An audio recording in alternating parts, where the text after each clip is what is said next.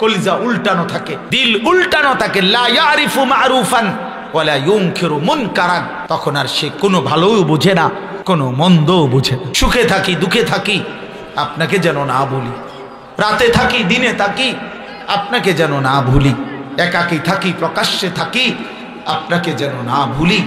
সব প্রত্যাশা মতো পাই কিংবা না পাই, মাওলা আপনারে যেন না ভুলি, আপনারে যেন না।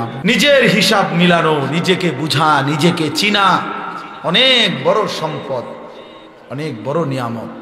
এজন্য হাসি দিয়ে উড়াই দিও না। এক হুজুর সুন্দর বলছে, শুধু এটাই ভেবো না যে হুজুর ভালোই বলছে। না ভাইয়া, তুমি ভাবো তোমার জিন্দিগি এত অধপতন কেন? একেবারে সামান্য একটা বিষয়। আমরা এখন 5 রাকাত নামাজ পড়ছি মাগরিব, কত 10 মিনিট সময় লাগছে, খালাস। সমস্যা কি? 4 রাকাত ফজরের নামাজ পড়তে কত 10 মিনিট সময় লাগে। এটা এত কঠিন কিছুই না, কিছুই না। এটা কঠিন, কোনো কঠিন হতেই পারে না। এটা কোরআন শরীফ আছে, ইউরিদুল্লাহু বিকুমুল ইউসরা ওয়ালা ইউরিদু বিকুমুল উসরা। আল্লাহ বলে, বান্দা আমি আল্লাহ তোমাদেরকে সব বিষয়ে সহজ করতে চাই, কোনোভাবেই বান্দা আমি তোমার উপরে কঠিন কিছু চাপায় দিতে চাই না। মা জাআলা আলাইকুম ফিদ্দীনি মিন হারাজ। আল্লাহ বলেন, আমি আল্লাহ দ্বীনের নামে, ইসলামের নামে, কোরআনের নামে আমার কোনো শরীয়ত, আমার কোনো বিধান আমি এমন একটাও বানাই নাই যেটা হারাজ, কষ্ট হয়ে যাবে, মুসিবত হয়ে যাবে, অনেক বড় পেরেশানি হয়ে যাবে তোমার জন্য। না না, আমি এমনটা বানাই নাই। মা জাআলা আলাইকুম ফিদ্দীনি মিন হারাজ। আল্লাহ নবী সাল্লাল্লাহু আলাইহি ওয়াসাল্লাম বলছেন, আদ-দীনু ইউসরুন, দিন সহজ, ইসলাম মানা সহজ, সহজ, একেবারেই সহজ, স্বাভাবিক তালেই। আমার শায়েখ আল্লামা মুফতি মুশতাকুন নবী কাসেমী হুজুর সেদিন আমাদের মাদ্রাসায় কিশোর যুব ইসলাহি মজলিসে, আমরা আলাদা 16 বছর থেকে 30 বছর বয়সী পর্যন্ত ছেলেদের আলাদা ইসলাহি মজলিস করছিলাম আমার মাদ্রাসায়। 8ই ফেব্রুয়ারি প্রায় 600-র মতো ছেলে উপস্থিত হয়েছিল, শুধু ছেলে, সব নওজোয়ান।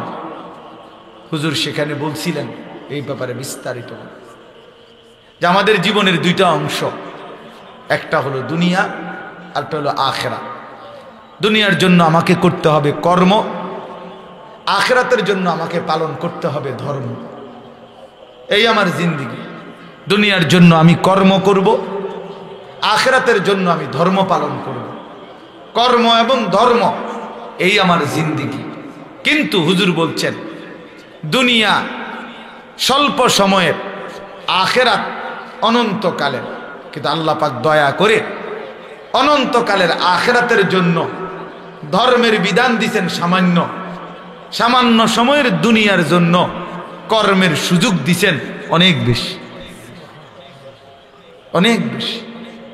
ফজরের 4 রাকাত নামাজ 10 মিনিট, আবার 1:30-এর জোহরের নামাজ আবার 20 মিনিট, তাইলে ওইখান দিয়ে 20 মিনিট, এখান দিয়ে 30 মিনিট, 10 মিনিট, এই আধা ঘন্টা।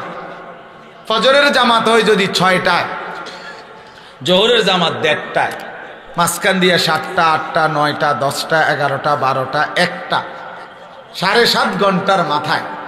তাই 7.5 ঘন্টা বা 7 ঘন্টাই ধরো, ঠিক আছে, 7 ঘন্টা আল্লাহ বলছে বান্দা সামান্য দুনিয়া, কিন্তু যাও সময় বেশি দিছি, যাও তবুও করো, সমস্যা নাই, 7 ঘন্টা করো। আর অনেক লম্বা আখেরাত, একদিন হাসরের ময়দানের 50,000 বছর, ফুলসেরাত 30,000 বছরের রাস্তা, কবরের শেষ ব্যক্তিটাও থাকতে হবে।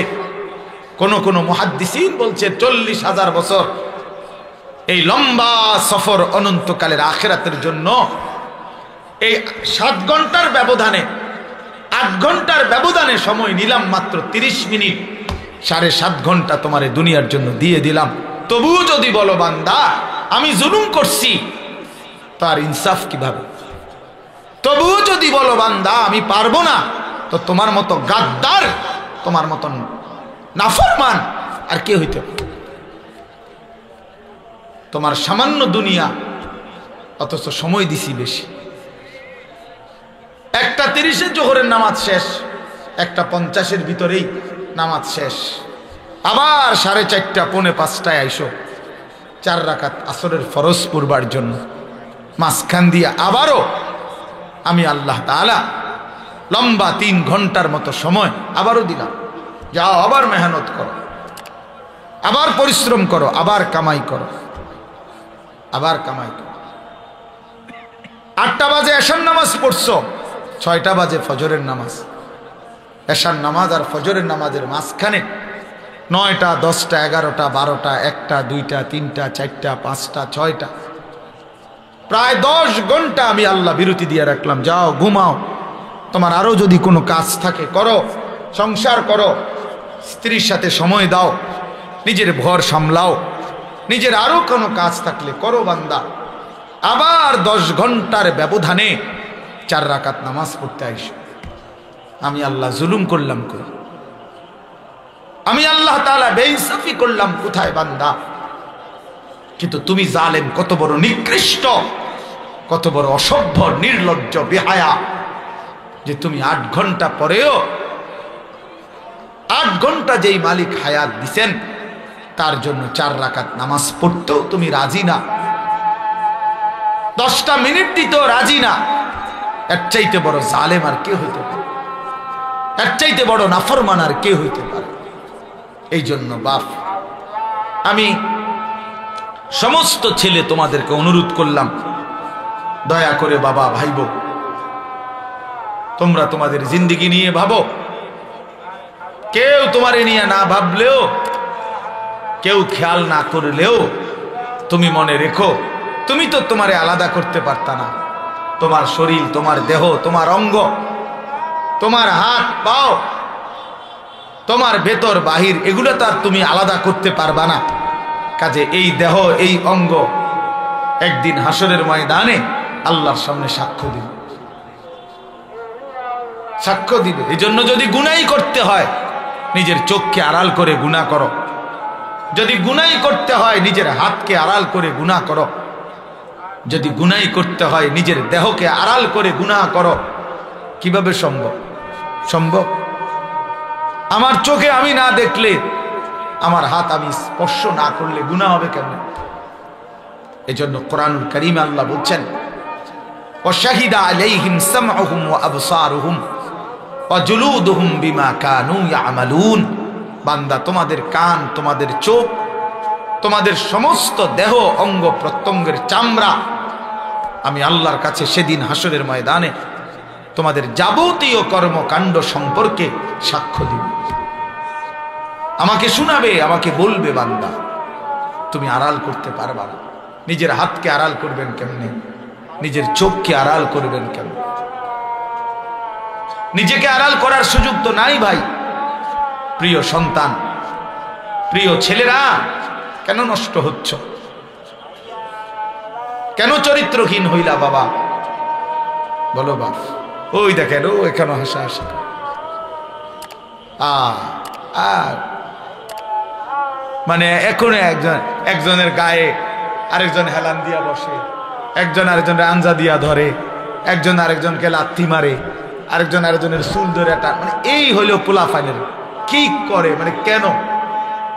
এখানে না শুধু চলতে ফিরতে, হাঁটতে ঘুরতে একটা আরেকটারে লাথি দেয়, একটা আরেকটারে টাইনা ধরে, একটা চুল ধরে, একটা বেটকায়, একটা আঞ্জা দিয়া ধরে, মানে কি করে? পাগল মাতা। আহা, দেখেন আপনারা ছেলে পেলেদের চাল চলনে, মানে একেবারেই শূন্য, বিচ্ছিন্ন। পৃথিবীতে কোনো মানুষ আছে তারে কেউ দেখে এটা দ্বারা কোনো লজ্জা শরম হইতে পারে? কিচ্ছু বোঝে না, কিচ্ছুই বোঝে না, কিচ্ছু বোঝে না।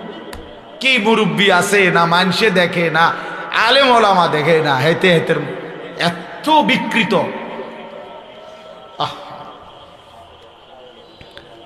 আল্লাহর নবী সাল্লাল্লাহু আলাইহি ওয়াসাল্লামের জন্য হাদিস আছে দোস্ত। আল্লাহর নবী বলছে, কিছু মানুষের দিল কালকুজ মিরবাদান, নবীজি বলছেন কিছু মানুষের দিল থাকে এরকম উল্টানো, এই যে এটা উল্টানো, মনে করেন এইটা উল্টানো হইলে এইবার এইটার উপরে যদি এখানে আটলান্টিক মহাসাগরের পানিও ঢালে এটা পুড়বে না, পুড়বে এটা কেন পুড়বে না? উল্টা উল্টা উল্টা এটা রাসূলুল্লাহ সাল্লাল্লাহু আলাইহি ওয়াসাল্লাম বলছেন কিছু নাফরমানের কলিজা উল্টানো থাকে, দিল উল্টানো থাকে, লা ইয়ারিফু মারুফান ওয়ালা ইউনকিরু মুনকারান, তখন আর সে কোনো ভালোও বোঝে না কোনো মন্দও বোঝে না, কিছুই বোঝে না, কিছুই বোঝে না।